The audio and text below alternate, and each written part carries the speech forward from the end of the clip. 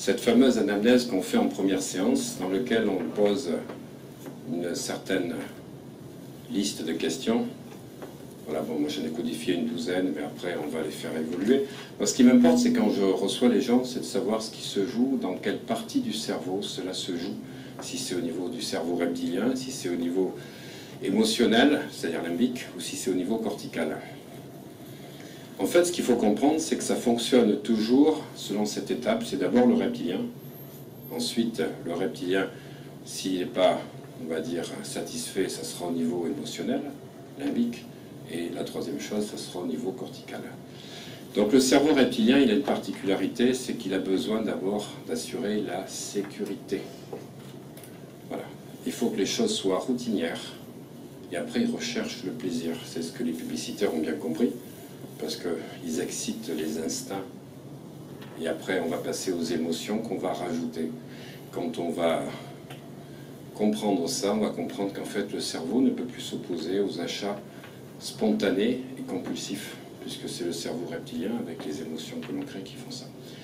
Alors, quand on va avoir en cabinet des personnes qui ont des problématiques installées, représentées au niveau du ventre, on est sur des problèmes reptiliens, au niveau du subconscient, plus exactement. Voilà, donc ça me prend les tripes, ça me tord les boyaux, ça me fait chier, j'ai mal au ventre, j'ai l'estomac gonflé, c'est quelque chose qui se situe à ce niveau-là.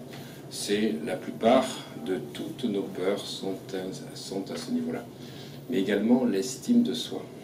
À ne pas confondre avec la confiance en soi. La confiance en soi, c'est le niveau supérieur au niveau limbique. Voilà, donc toutes les addictions, les boulimies, le tabac, l'alcool, tout ceci va se situer par une problématique au niveau du cerveau reptilien, donc il n'y a pas la sécurité. Comprenez pourquoi on travaille toujours la bulle 3P. Hein, et après lâcher les angoisses, mais tout ceci, il y a une logique. Si tu ne fais pas ça, tu ne seras jamais en sécurité, du coup tu auras toujours des peurs, et ça va se manifester dans pas mal de choses. Voilà, toutes les problématiques conflictuelles que tu as avec les autres viennent aussi du cerveau reptilien. Voilà, ensuite, quand on va passer au niveau du problème qu'il y a au niveau du cerveau limbique ou émotionnel, ça se situe, les symptômes, plutôt dans cette zone du corps. Donc c'est à la fois le plexus noué, la gorge nouée. Voilà, ça se situe à ce niveau-là. Là, on est sur des problèmes de confiance en soi. On va retrouver des problèmes également de phobie. Les phobies sont installées à ce niveau-là. D'autres choses dont je parlerai tout à l'heure, après avoir fait la démonstration. Et en même temps, ce qu'il faut savoir, c'est que le cerveau limbique, lui, ce qu'il aime, c'est ce qui est beau. Là. Donc c'est la poésie, les belles choses. Donc quand on a réglé la problématique d'être en sécurité, de faire les choses routinières et avec facilité, on veut que ce soit de belles choses. Et c'est le cerveau émotionnel qui va faire en sorte que nous allons amener les personnes qui sont dans notre vie professionnelle ou sentimentale, que ce soit nos amis, nos ennemis, ça vient de là. Les conflits cerveau-reptilien avec les autres, mais les personnes qui sont identifiées dans notre vie, quelles que soient les sphères, professionnelles, financières ou affectives, ça vient du cerveau limbique. Ok, on va passer troisième étage, donc le néocortex.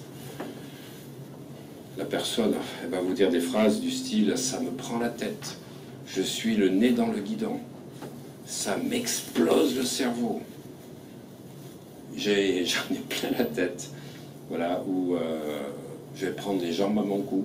Toutes ces phrases-là se situent au niveau de choses qu'on va repérer. Ça va être une flèche dans le cou, donc là on va retrouver les gens qui sont trahis, etc. Les différents archétypes, on peut même les identifier.